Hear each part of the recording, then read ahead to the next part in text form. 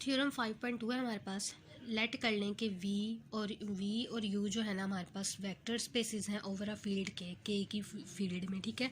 तो हम लोग लेट कर लेते हैं कि v1 v2 so on vn तक जो है ना हमारे पास जो है वो बेसिस हैं v की, ठीक है। ये वेक्टर्स जो है ना ये हमारे पास बेसिस हैं v की। इसको हम लोग s भी कह सकते हैं, s इज इक्वल टू ये वाला वेक्टर जो है ना वो इसकी बेसिस है। उसके बाद हम लोगों ने कहा है कि लेट कर लें u1 से लेके un तक जो है ना हमारे पास वेक्टर्स हैं जो कि u के हैं, u के कोई भी वेक्टर्स हैं।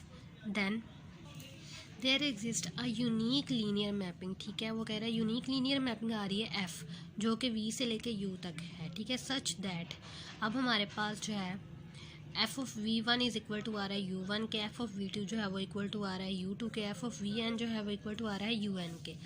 अब हम लोग भी emphasise that the vectors u1 से लेके un तक जो है वेक्टर्स जो वो हैं वो ऑर्बिटरी हो सकते हैं और दे में भी लीनियरली डिपेंडेंट हो सकते हैं, या तो फिर वो एक दूसरे के इक्वल हो सकते हैं। तो इस प्रूफ को हम लोग जब सॉल्व करने लगेंगे इस थ्योरम को, तो हम लोगों को इसमें तीन चीज़ें बतानी है। एक के हमारे पास जो मैपिंग है वो यूनिक हो, एक वो लीनियर हो, और मैपिंग जो है वो डिफ़ाइन हुई हो, ठीक है। तो हम लोगों ने इसमें तीन चीज़ें करनी है। तो सबसे पहले हम लोग डिफ़ाइन के लिए कर लेंगे। उसके पहले हम लोग समझ लेते हैं कि थ्योरम में वो उसने कहा क्या है। उसने कहा है कि हमारे पास एक वी वेक्टर है जिसमें हमारे पास वी बेसिस हैं, एक सेट है, उसकी वेक्टर्स जो है वो v1 v2 so on vn तक हैं, ठीक है। जो कि मैपिंग कर रहे हैं एफ मैपिंग u पे। u के वेक्टर्स जो है वो u1 u2 so on un है। मतलब कि v1 जो है ना वो f ऑफ v1 जब बनाता है तो वो u1 के इक्वल आ जाता है। f ऑफ v1 जो है इक्वल टू आ जाएगा u1 के। इसी तरह हम लोग कह सकते हैं कि f ऑफ v2 जो है वो इक्वल टू आ जाएगा u2 के, f ऑफ vn जो है वो इक्वल टू आ जाएगा un के। तो हम लोगों को एज जैसे कि उन्होंने हमें थ्योरम में बताया हुआ है कि v1 से लेके vn तक जो है ना वो बेसिस हैं v की। तो हम लोग बेसिस से जो है हम लोग उसकी लीनियर कम्बिनेशन बना सकते हैं। तो हम लोगों ने लेट कर लेना है कि v जो है ना वो बिलोंग कर रहा है कैपिटल v से। ये v जो है ना वो हम लोगों ने इसकी बेसिस से लिया है जो कि बिलोंग कर रहा है v से। v मतलब v हमारे पास जो है ये वाला इसकी बेसिस, ये वाली बेसिस से थी ये। तो हम लोग अब इसकी लीनियर कम्बिनेशन बनाने के लिए कोई भी स्केलर a1 ले लेंगे an तक n से, या हम लोग कह सकते हैं a1 से an तक ना कोई भी स्केलर्स हैं जो कि बिलोंग कर रहे हैं k को। इनको हम सिंपल कह सकते हैं ai जो है वो बिलोंग कर रहा है k को, i जो है वो 1 से लेके n तक है। तो जब हम लोग इसकी लीनियर कम्बिनेशन बनाएंगे तो a1 स्केलर ले लेंगे साथ में अननोन स्केलर, और vi जो है ये इसके वेक्टर जो है वो इधर बेसिस से लिए हैं, ठीक है। ये हमारे पास जो है इसकी लीनियर कम्बिनेशन बन गई। उसके बाद हम लोगों ने मैपिंग डिफ़ाइन करनी। मैपिंग डिफ़ाइन करने के लिए हम लोगों ने लिया है कि f जो है ना वो हमारे पास मैपिंग v से लेके u तक थी। तो हम लोगों ने इसकी लीनियर कम्बिनेशन बनाई थी, वो हमारे पास v is equal to a1 v1 आई थी। तो जब हम लोगों ने इसको f ऑफ v बनाना है, मतलब कि हम लोग f ऑफ v से u पे गए थे, v जो था वो u में चेंज हो गया था, तो इसमें भी हमारा जो है वो v जो है वो u में चेंज हो जाएगा। यहाँ पे a1 v1 था, ये स्केलर जो है वो a1 वही रहेंगे, और साथ में जो वेक्टर्स है ना ये चेंज हो जाएंगे, ये u1 में आ जाएगा।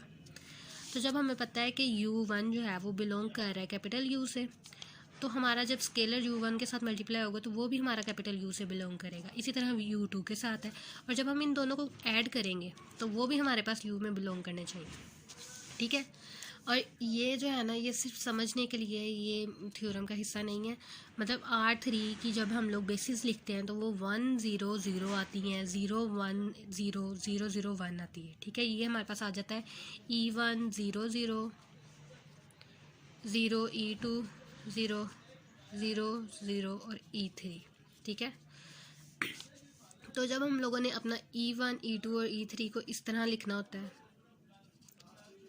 2 1 3 में, तो हम लोग इसको पूरे को 2 से मल्टीप्लाई करते हैं, इसको पूरे को हम लोग 1 से और इसको 3 से मल्टीप्लाई करते हैं, फिर हमारे पास ये बनता है। इसके अलावा हमारे पास कोई ऐसी कंडीशन नहीं होती है कि हम लोग ये बनाने के लिए जो है इस पे ऐसा क्या काम करें जो हमारे पास जो है वो 2 1 3 आ जाए। तो इसी तरह हम लोग इसमें करेंगे कि v1 है ना, अब इसकी लीनियर कम्बिनेशन में हम लोगों ने v1 लेना है। तो v1 लेने के लिए जो v1 के साथ का स्केलर है ना उसको 1 बना लेंगे, बाकी सारों को 0 बना लेंगे, तो वो हमारे पास जो है वो एक दूसरे के इक्वल आ जाएंगे।